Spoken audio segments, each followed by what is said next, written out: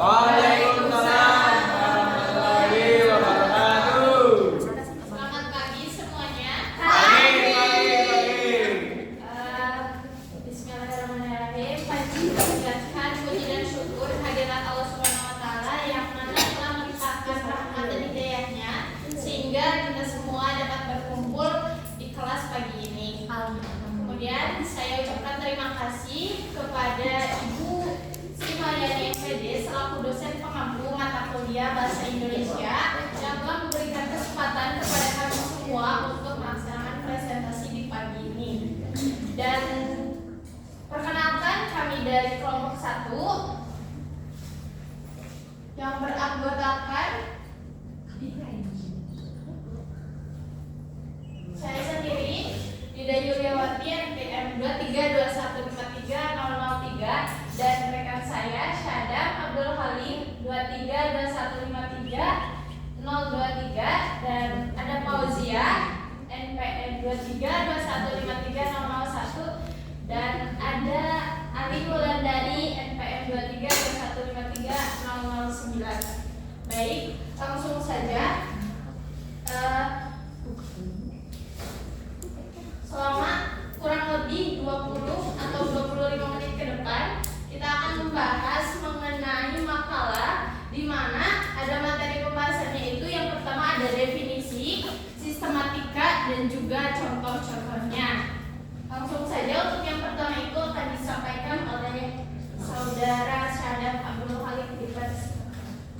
Baik, semuanya terima kasih atas waktunya.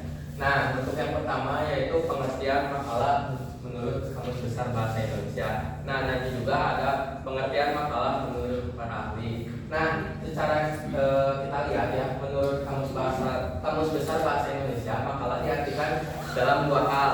Nah, pada hal pertama yaitu untuk umum dan hal yang kedua untuk instansi pendidikan. Nah, untuk yang pertama, hal pertama yaitu tulisan resmi tentang suatu pokok pembahasan yang dimaksud untuk dibacakan di muka umum ataupun dibacakan di suatu persidangan. Nah, selain itu sering juga disusun untuk diterbitkan. Nah, pada hal pokok kedua yaitu di instansi pendidikan, makalah juga didefinisikan sebagai karya tulis pelajar ataupun mahasiswa sebagai laporan hasil pembelajaran untuk disetorkan kepada sekolah ataupun perguruan tinggi. Jadi kita itu menurut Kamus Besar Bahasa Indonesia terdapat dua hal yang pertama untuk umum dan yang kedua untuk instansi pendidikan. Nah, selanjutnya ada pengertian makalah menurut para ahli. Kelompok kita mengambil mengutip 6 sumber. Yang pertama dari WJS Purwadarminta pada tahun 1994, yang dimana menurut beliau makalah adalah sebagai uraian tertulis yang membahas suatu masalah yang dikemukakan untuk mendapatkan pembahasan lebih lanjut. Nah, jadi menurut Bapak ini makalah adalah sebagai uraian tertulis. Nah, yang kedua menurut Tanjung dan Ardial, beliau juga mengartikan makalah adalah karya tulis yang memuat pemikiran tentang suatu masalah atau topik tertentu yang ditulis secara sistematis, logis, dan objektif. Nah, perbedaan dari ahli pertama dan ahli kedua yaitu terdapat pada sistematis. Yang pada poin pertama yaitu cuma sebagai uraian tertulis yang dibahas untuk mendapatkan pembahasan lebih lanjut. Sedangkan untuk yang kedua ditulis secara sistematis, logis dan objektif. Nah, selanjutnya menurut Panuati Sudirman, makalah adalah karangan prosa. Nah, bukan cerita rekaan tapi sesuai fakta di lapangan. Nah, makalah ini membicarakan pokok tertentu yang biasanya makalah dimuat di majalah ataupun koran. Nah, makalah juga dapat diartikan sebagai sebuah buku antologi. Nah, selanjutnya menurut Prof. Dr. Haji Muhammad Arifin dalam buku metodologi penelitian pendidikan, makalah adalah tulisan ilmiah yang berisi hasil penelitian atau telaah tentang suatu topik tertentu yang disusun berdasarkan metode ilmiah dan memiliki tujuan untuk menyampaikan informasi dan pengetahuan kepada pembaca. Nah, jadi teman-teman, menurut Prof. Dr. Haji Muhammad Arifin ini lebih sistematis ada penyusunannya ada, hasilnya ada, dan tujuannya juga ada. Selanjutnya saya lanjutkan pada rekan saya Koyin. Anulin.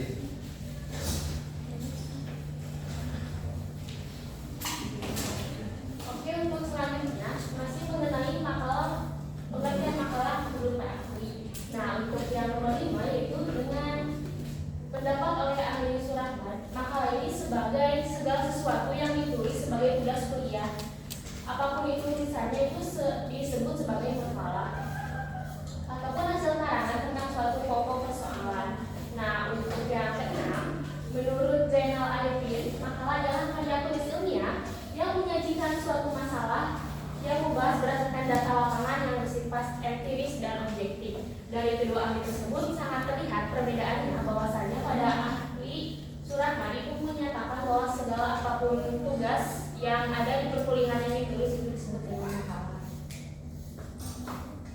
Nah, itu untuk pengertian makalah mulai dari Kamus Besar Bahasa Indonesia dan menurut para ahli. Selanjutnya kita masuk kepada sistematika makalah. Nah, di sistematika makalah ini terdapat ada beberapa bagian. Yang pertama ada cover, kata pengantar, daftar isi, bab 1 pendahuluan, bab 2 pembahasan, dan bab 3 penutup, serta daftar sangka. Kita mulai penjelasan dari cover.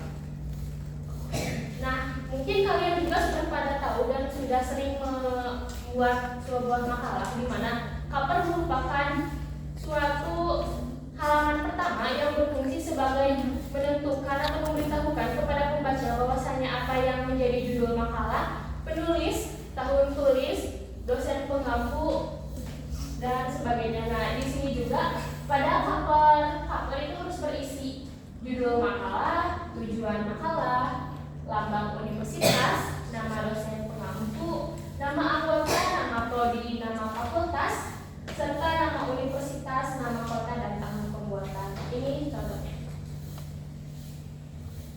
Nah, selanjutnya seperti yang di sistematika, bahwasanya setelah cover itu ada kata pengantar, di mana kata pengantar ini berfungsi sebagai pengantar para pembaca ke bahasan yang lebih rinci. Isi yang ada dalamnya adalah gambaran secara umum mengenai karya tulis. Nah, pada kata pengantar ini harus berisi mengenai 1. Ungkapan rasa syukur, yang kedua identitas makalah, yang ketiga uraian singkat isi makalah, yang keempat ucapan terima kasih, yang kelima harapan penulis, dan yang keenam tempat, tanggal, dan identitas penulis. Sebentar. Nah, untuk kata pengantar ini biasanya kan kita kali umum itu mengucapkan rasa syukur yang pertama. Nah, untuk identitas makalah ini biasanya dalam suatu kata pengantar ini cukup dengan menyertakan judul apa yang dibuat dalam makalah tersebut ataupun tema apa yang akan dibuat dalam makalah tersebut. Mungkin cukup sekian dari saya, akan dilanjutkan oleh rekan saya, Fauzia.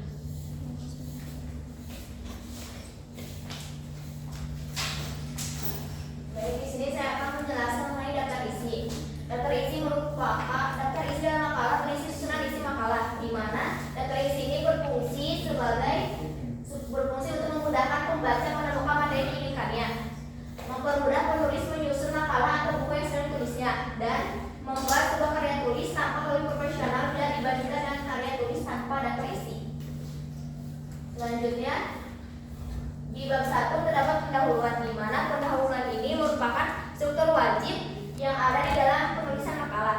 Dengan pendahuluan, para pembaca dapat dengan mudah mendapatkan gambaran awal mengenai pembahasan yang akan dibahas. Pendahuluan ini berisi 3 bagian, yaitu yang pertama latar belakang, yang menjadikan hal-hal yang latar belakangi pembuatan makalah. Di latar belakang ini terdapat rangkuman mengenai bagian-bagian tertentu, di mana yang pertama bagian awal. Biasanya di bagian awal ini mengenai pembahasan yang akan dibahas. Yang kedua, di bagian kedua biasanya pada kondisi yang dihubungkan dengan permasalahan yang dibahas di bagian awal. Dan untuk yang ketiga, bagian akhir merupakan solusi mengenai permasalahan yang diambil dari bagian awal dan bagian kedua. Latar belakang ini berfungsi untuk menjelaskan alasan penelitian, menunjukkan topik penelitian, memperkenalkan masalah, memberitahu tujuan penelitian, serta mengungkapkan manfaat penelitian. Selain itu, di pendahuluan juga terdapat rumusan masalah yang mengungkapkan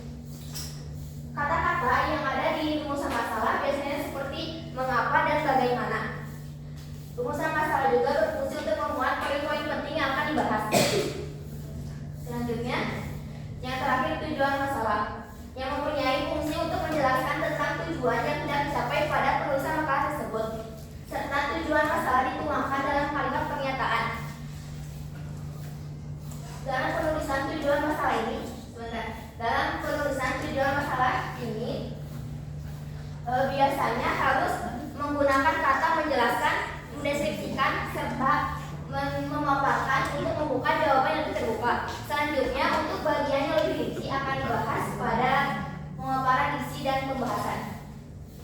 Baik, untuk yang selanjutnya itu ada bab pembahasan. Setelah kita melewati dari cover, kemudian kata pengantar, daftar isi, bab 1. Nah, sekarang itu ada bab 2 pembahasan. Bab 2 pembahasan ini merupakan isi dari suatu makalah. Bab 2 pembahasan ini berisi mengenai penelitian tentang teori ataupun ilmu-ilmu yang sudah dibahas sebelumnya oleh para ahli dan berkaitan dengan tema makalah yang kita pilih. Kemudian pada bab pembahasan ini biasanya itu terdiri dari subpokok bahasan. Misalnya itu mengenai pengertian, ciri-ciri, dampak ataupun apapun yang berkaitan dengan tema makalah yang kita angkat tersebut. Kemudian ada bab 3 penutup, di mana bab 3 penutup ini memuat kesimpulan dan juga saran. Kesimpulan ini merupakan kesimpulan akhir dari suatu pembahasan yang sudah kita buat. Nah, sesudah kesimpulan itu masuk kepada saran, di mana saran ini merupakan masukan ataupun usulan dari penulisan yang berkaitan dengan isi makalah yang kita buat. Dan yang terakhir itu ada daftar pustaka. Mungkin sudah sering ya, sudah pada tahu itu apa daftar pustaka. Tapi di sini daftar pustaka ini merupakan kumpulan daftar-daftar buku ataupun referensi yang sudah kita kutip. Nah, fungsi dari daftar pustaka sendiri itu yang pertama ada menghindari plagiasi, kemudian yang kedua itu menghormati penulis yang karyanya itu dijadikan acuan oleh kita dalam pembuatan makalah ini ataupun dalam penulisan makalah ini. Kemudian dan yang terakhir itu ada fungsi daftar pustaka ini untuk mempermudah proses peninjauan ulang tentang sumber-sumber rujukan saat diperlukan adanya koreksi. Nah, dalam penulisan daftar pustaka sendiri itu tentunya tidak secara sembarang ya, pasti ada sistematikanya. Misalnya penulisan daftar pustaka jika kita mengambil dari buku itu bagaimana, itu ada sistematikanya. Contohnya itu nama belakang dahulu, kemudian nama depan penulis, kemudian tahun terbit, kemudian judul buku, kota terbit, dan juga penerbitnya itu dari mana. Namun mungkin masih ada juga sistematika jika kita mengambil ataupun mengutip dari suatu artikel ataupun web pun bisa kita masukkan. Mungkin sekian presentasi yang dapat kami sampaikan. Selanjutnya ada sesi tanya jawab, dan barangkali dari teman-teman rekan-rekan semuanya yang ingin bertanya silakan. Baik, yang pertama ada Sophia, Bila, dan juga Mbak Ia. Boleh, silakan siapa duluan yang mau bertanya? Silakan duluan, Sophia duluan. Tadi kan dijelaskan terkait makalah ya. Nah, dulu tuh pernah ada tugas yang namanya makalah clipping. Nah, boleh dijelaskan nggak arti ataupun gunanya perbedaan dari makalah sama makalah clipping? Selanjutnya dari Pak Jela. Saya ingin bertanya, kan tadi dijelaskan mengenai makalah itu tidak menyinggung tentang keorisinalitasan.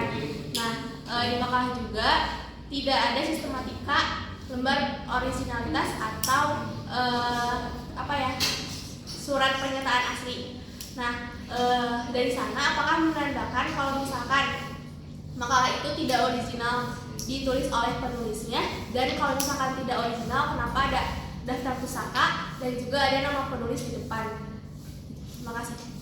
Baik, izin bertanya ya.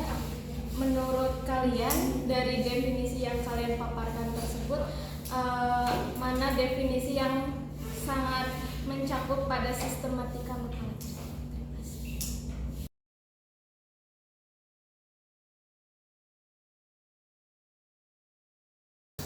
Baik, langsung saja akan kita jawab untuk pertanyaan-pertanyaan yang sudah diajukan. Yang pertama ada dari Sophia, itu mengenai perbedaan makalah biasa dengan makalah clipping mungkin ya.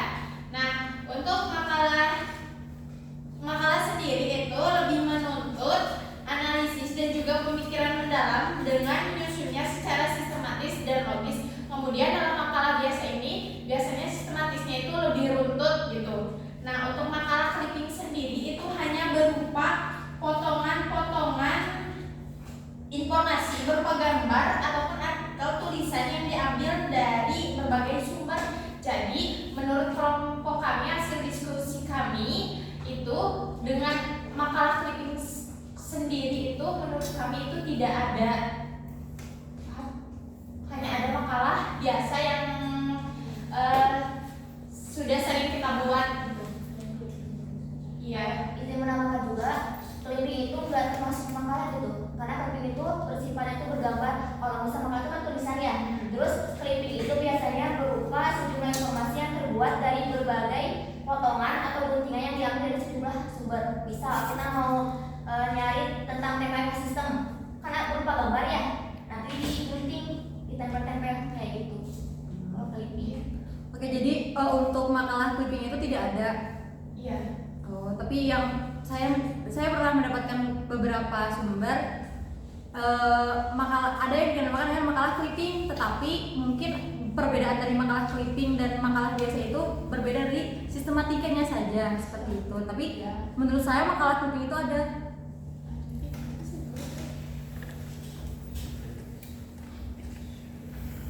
Ya mungkin terima kasih atas penjelasannya. Siap. Mungkin kita lanjut dengan menjawab pertanyaan kedua itu dari Fadila yang disampaikan oleh Adin. Silakan.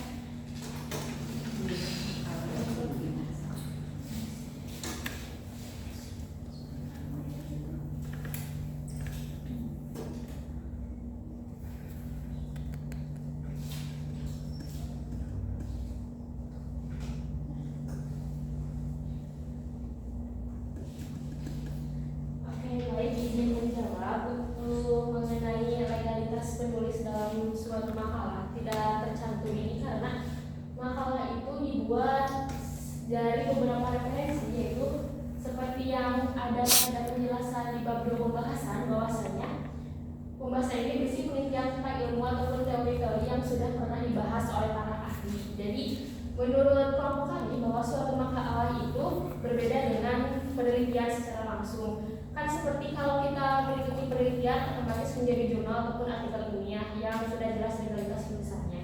Nah, jadi dalam makalah ini tidak ada secara langsung legalitas penulis, namun biasanya biasanya tidak ada legalitas penulis itu akan menyebabkan banyaknya copy paste saja.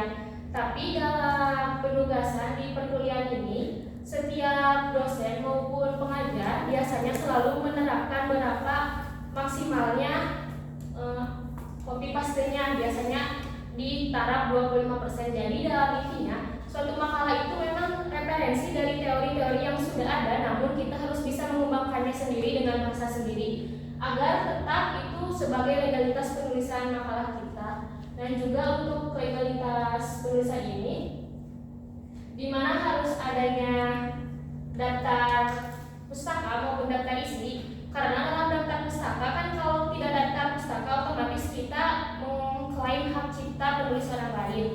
Nah, jadi itu mengenai kenapa tidak adanya legalitas penulisan secara resmi di sebuah makalah.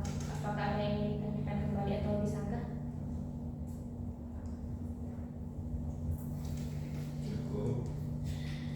Silakan. Saya kurang setuju dengan apa yang dijawab oleh kelompok 1, dikarenakan pada makalah ini tidak hanya membahas tentang teori yang sudah pernah dibahas, dan mungkin kita juga di makalah-makalah ini kita kayak disuruh misalkan mempraktekkan sesuatu terus dibikin makalah, itu juga kan nggak seluruhnya teori. Nah, yang saya tanyakan itu kenapa kalau misalkan kan tetap ya, kalau misalkan kita ngambil teori dari orang lain meskipun di jurnal ataupun laporan penelitian itu tetap ada surat originalitasnya. Nah, kenapa di makalah ini gak dicantumkan? Padahal sama aja, di makalah juga parafrase, di jurnal juga parafrase, tapi kenapa di makalah ini nggak ada originalitasnya gitu? Oke, baik. Nah, jadi memang tidak ada secara langsung dituliskan oleh legalitasnya, tapi itu juga sementara Jadi bagaimana ya, tidak langsung dituliskan legalitasnya, tapi dengan catatan tidak melupakan hak-hak atau norma-norma penulisan yang ada, di mana itu ada hak pencipta, terus ada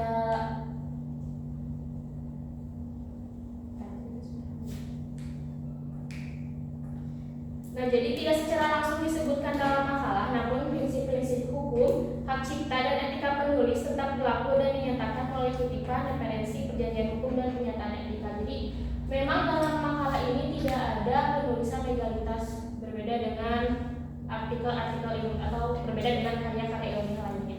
Oke, jadi bisa dapat disimpulkan kalau misalkan makalah ini kurang formal daripada laporan penelitian dan jurnal yang suka diupload di jurnal-jurnal nasional. Nah, iya, mungkin dari kelompok kami beranggapan seperti itu, tapi ini juga tidak luput dari kesalahan. Untuk jelasnya nanti kita coba diskusikan kembali kepada Baik, untuk pertanyaan yang selanjutnya itu dari Fajar. Kami jawab ya.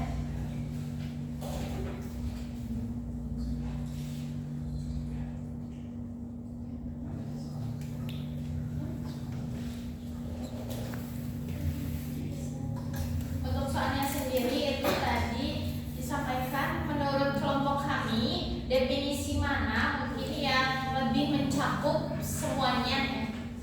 Nah, baik, untuk menjawab pertanyaan tersebut, kelompok kami setuju pada definisi menurut Prof. Dr. Haji Muhammad Arifin, yang dimana ada tujuan, cara penyusunan dan menyampaikannya buat apa gitu. Jadi kita setuju pada pernyataan Prof. Dr. Haji Muhammad Arifin. Nah, beliau juga kan menyatakan bahwa tulisan ilmiah yang berisi hasil penelitian atau telah tentang suatu topik tertentu yang disusun berdasarkan metode ilmiah dan memiliki tujuan untuk menyampaikan informasi dan pengetahuan kepada pembaca. Yang dimana Prof. Arifin ini juga menegaskan bahwa makalah itu ada cara penyusunan, terus tujuannya apa, gitu. Mungkin segitu. Mungkin untuk jawaban dari kelompok kami ada tambahan ataupun tambahannya, silakan barangkali.